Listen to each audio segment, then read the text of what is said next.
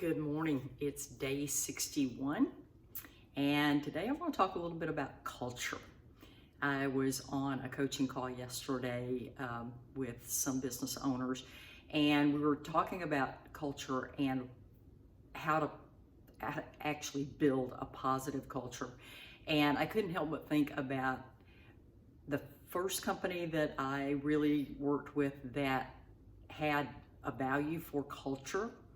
They'd actually developed an acronym for it. And the sad thing was that there were two owners that were active in the business every day, and one of them absolutely lived and breathed that culture, but the other regularly violated at least two components of that culture. And not only did he violate them, he actually encouraged at least one staff member to violate it by the way he treated them, because he would reinforce behaviors. And I was thinking about that this morning and thinking, you can have a statement for your culture and you can say that you value it, but if everybody in your organization is not living it out, it can be as toxic or even worse than not having a value for culture. So if you're a business owner, what kind of culture are you promoting? Not just what you've written out, not just what you say you value, but what are you living out in front of your staff? If you're a member of a family, what kind of culture exists in your family, and how are you contributing to that culture?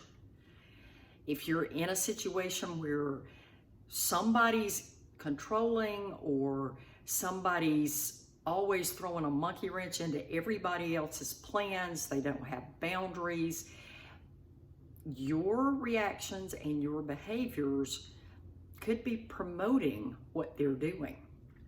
So we could get into the whole boundaries discussion. And unfortunately, if you work for someone else, you might not feel like you have the freedom to express, hey, you're violating the culture. Either you value this or you don't. But even if you don't have that capacity or the freedom to make that kind of an observation out loud, you can still take the banner of that culture and do everything you can to make sure it happens, and that it happens with the other people around you. And the best way to make that happen is for you to live it out. It will become a joke where that person that consistently violates it comes from, especially if they're an owner. The first line of the culture was no celebrities, but this person regularly showed up late for meetings, was always just always wanted to be in front of the room, always wanted everything run by his schedule. If things weren't going well on a particular day or during an event, he would just go on a rampage. He treated himself differently than he did all of his staff.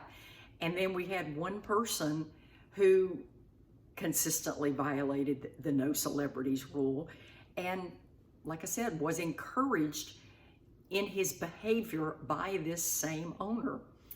So I just tell you that story to encourage you to look at your own actions with regard to the kind of culture you want to have, whether it's in your business, in your family, in your personal life. Are you serving others? Are you doing it with a good heart?